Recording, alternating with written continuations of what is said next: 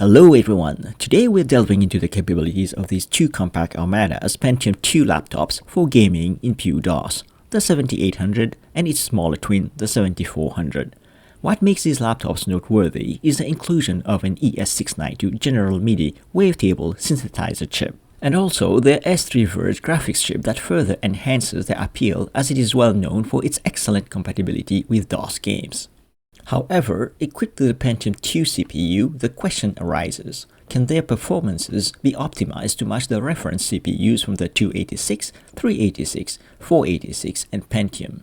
Thank you for joining me in this episode as we explore how these Armadas fare as pure DOS gaming machines. The Armada 7800 and 7400 were introduced in 1998 as Compact's high-end flagship corporate line, commanding a substantial price tag that reached well into the $5,000.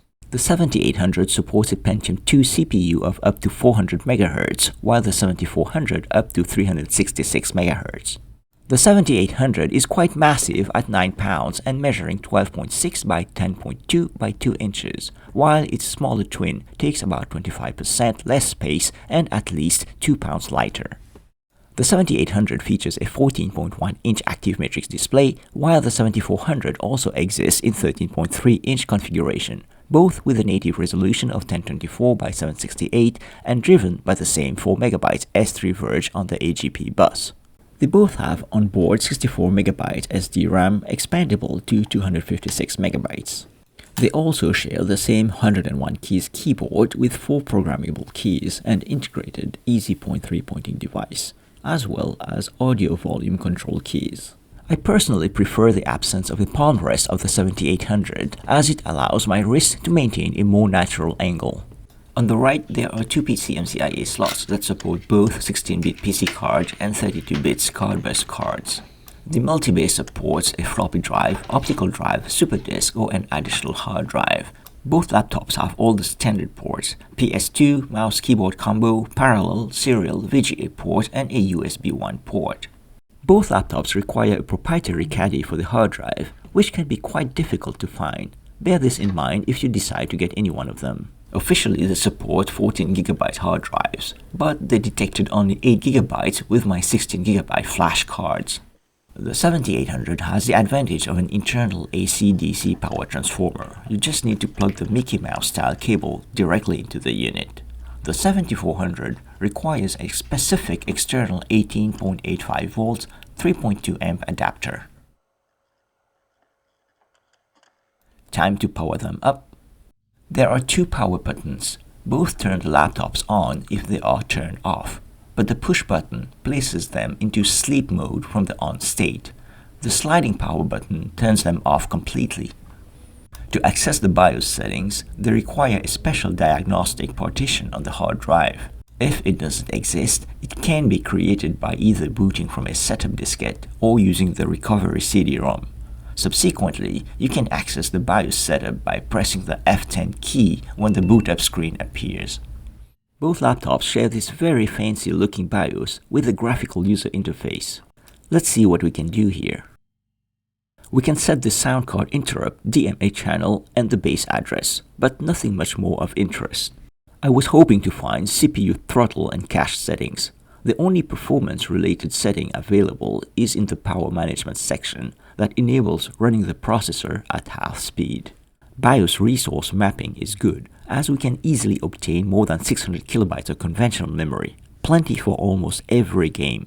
I am using Setmol and 3DBench for benchmarking. The 2 Armadas offer a minimal performance tuning, allowing only for toggling the level 1 and level 2 caches.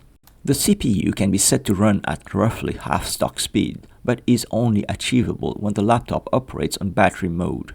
This is impractical, but I'm still including the benchmarks for reference. The results indicate a large performance gap spanning the 386 and 486 eras. Let's see how it's reflected in actual games. To get the audio going, you only need to set the Blaster environment variables and use the ESSVol utility to set various output and input volumes. For performance tuning, I've tried software-based tools such as Throttle, but it doesn't support this system. As for MoSlow, certain sections run excruciatingly slow, while in other sections, games exhibit erratic speeding up and slowing down. It might be okay for casual point-and-click adventure games, but for me, it just doesn't cut it.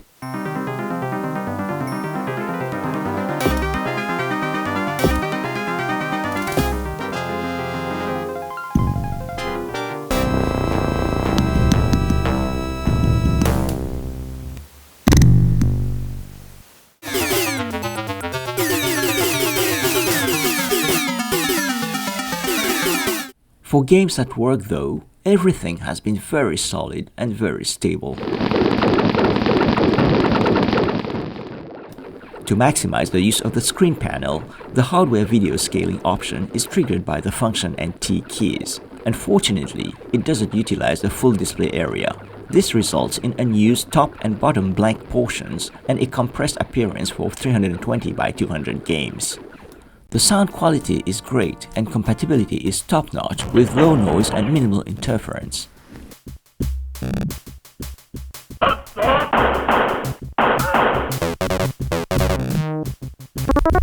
Some games even offer dedicated support for the ESS chip.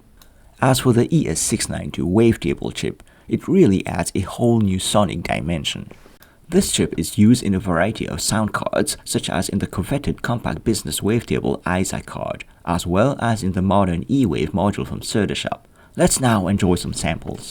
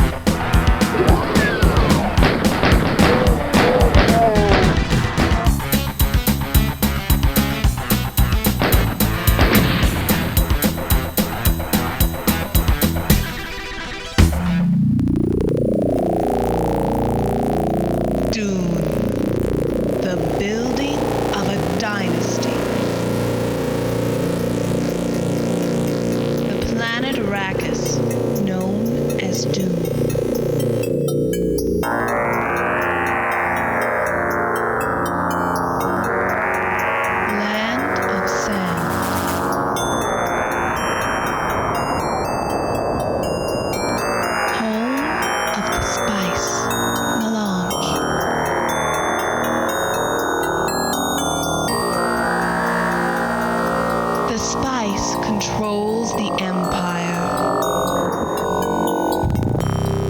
Whoever controls Dune controls the spice.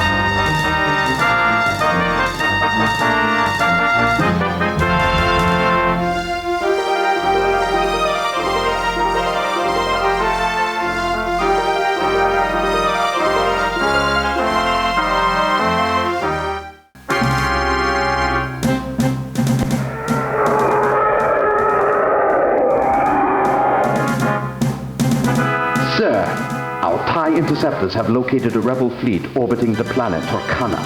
Excellent. Prepare the attack. Move our Star Destroyers within range and launch all TIE fighter squadrons. At once, sir.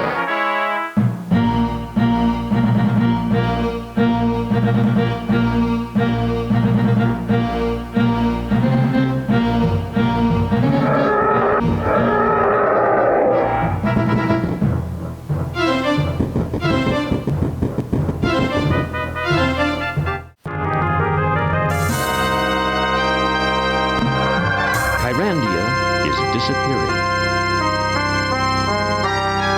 Rock by rock, tree by tree,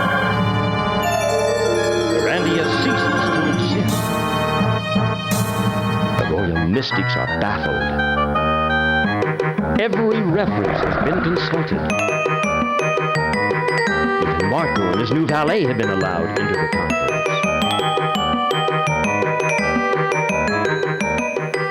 Luckily, the Hand was experienced in these matters.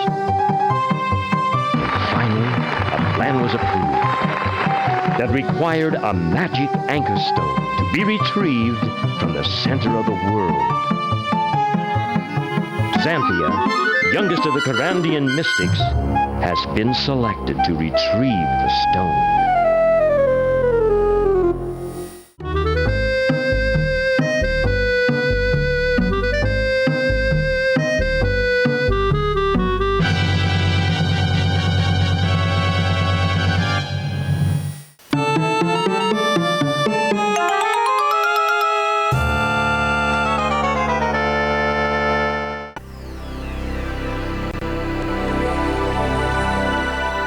In Windows 98, the Pentium 2 CPU combined with the S3 graphics chip are only suitable for like DirectX 5 or 6 games.